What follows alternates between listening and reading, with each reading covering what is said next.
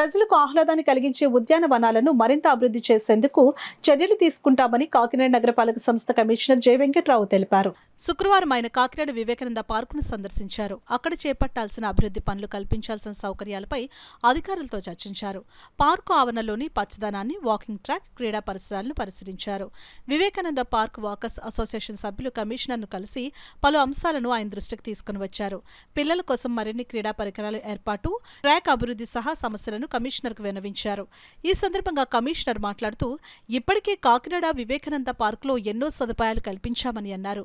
Walkers association విజ్ఞప్తి మేరకు మరిన్ని అదనపు వసతులు కల్పించేందుకు చర్యలు తీసుకుంటామని హామీ ఇచ్చారు.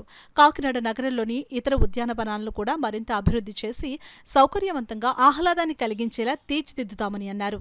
ఈ సందర్భంగా వివేకానంద పార్క్ పరిసరాల్లోని పింక్ టాయిలెట్లు, ఇతర ప్రాంతాల్లోని స్మార్ట్ పబ్లిక్ టాయిలెట్లను కూడా కమిషనర్ సందర్శించారు. వీటన్నిటినీ పూర్తి స్థాయిలో వినియోగంలోకి తీసుకుని వచ్చేలా చర్యలు తీసుకోవాలని ఆయన అధికారులను ఆదేశించారు.